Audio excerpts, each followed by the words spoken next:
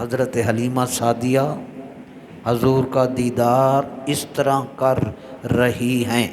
فرماتی ہیں میں نے چاہا کہ حضور تو آرام فرما ہیں، میں نے چاہا کہ حضور پاک صلی اللہ علیہ وسلم کو بیدار کروں، خواب سے بیدار کروں، لیکن اگلا جملہ فرماتی ہیں لیکن میں نے جب نبی کریم علیہ السلام کے چہرہ والضحیٰ کا حسن دیکھا تو میں حضور کے حسن و جمال پر فریفتہ ہو گیا۔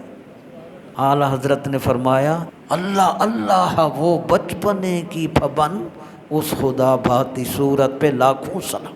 میں پھر آہستہ سے قریب ہوئی، پھر میں نے نبی کریم علیہ السلام کو اپنے ہاتھوں سے اٹھایا، پھر میں نے اپنا ہاتھ نبی کریم کے سینہ مبارک پر رکھا۔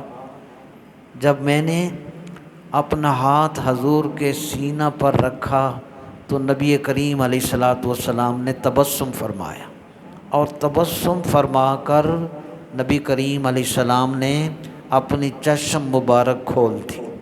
تبسم پہلے فرمایا، حضور نے تبسم فرمایا پہلے، پھر حضور نے چشم مبارک کھول دی، اور فرماتی ہیں پھر میری طرف نظر کرم فرمائی۔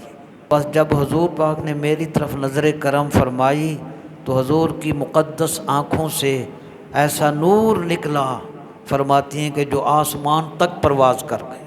فرماتی ہیں کہ میں نے پھر نبی پاک کی دونوں آنکھوں کے درمیان حضور کو بوسہ دیا، میں نے حضور کو اپنی گود میں بٹھایا۔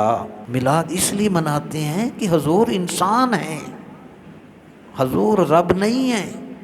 گود میں بٹھایا تاکہ حضور کو دودھ پلاؤں۔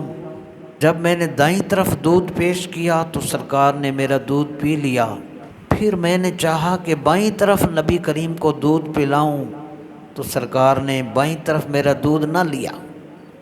یہ پیغام میلاد ہے۔ پھر فرماتی ہیں کہ حضور پاک کی جو روٹین تھی، جو معمول تھا کہ نبی کریم ہمیشہ بائیں طرف کا دودھ، جو میرا دوسرا بیٹا تھا، جو حضور کا رضاعی بھائی، میرا جو بیٹا اصلی بیٹا تھا، یہ بائیں طرف والا حصہ حضور پاک ہمیشہ اس کے لیے چھوڑ دیا کرتے تھے، اور دائیں طرف حضور پاک دودھ پیتے تھے۔ حضور پاک حضرت حلیمہ کا دائیں طرف دودھ پیتے رہے، کبھی بھی بائیں طرف حضور نے دودھ نہ پیا۔ یہ امت کے لیے میسج نہیں ہے، یہ پیغام نہیں ہے کہ ابھی چند دن ہوئے ہم اس کائنات میں آئے اور میں اپنے بھائی کا دودھ نہیں پی رہا، میں ماں کی گود میں عدل کر رہا۔ ہم سب کچھ کر کے عدل نہیں کر پاتے۔ یہ میرے آقا علیہ الصلوۃ والسلام کا نقطہ آغاز عدل ہے۔ یہ مدارج النبوہ جلد 2 صفحہ 29 سے 31 تک یہ ریفرنس ہے۔ اب ہم ماشاءاللہ اپنے نظام پاکستان کو دیکھتے ہیں کہ منظور شدہ فنڈز میں کمشنر سے لے کے کیشیئر تک، دفتر کے چپڑاسیوں تک کو ٹھیکیدار نذرانہ طے شدہ تناسب سے لازماً دیتے ہیں۔ یہ کہاں کا میلاد ہے؟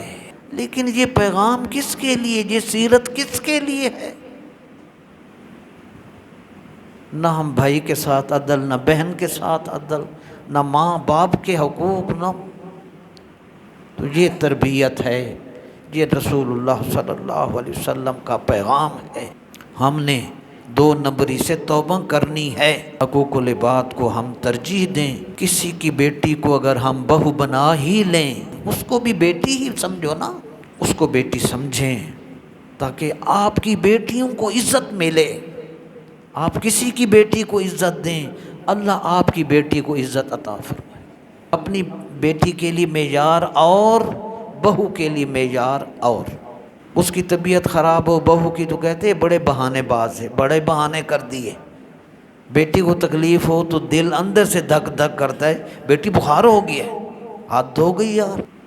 تیرے ضمیر پہ جب تک نہ ہو نزول کتاب، گرہ کشا ہے راضی نہ صاحب کشاف۔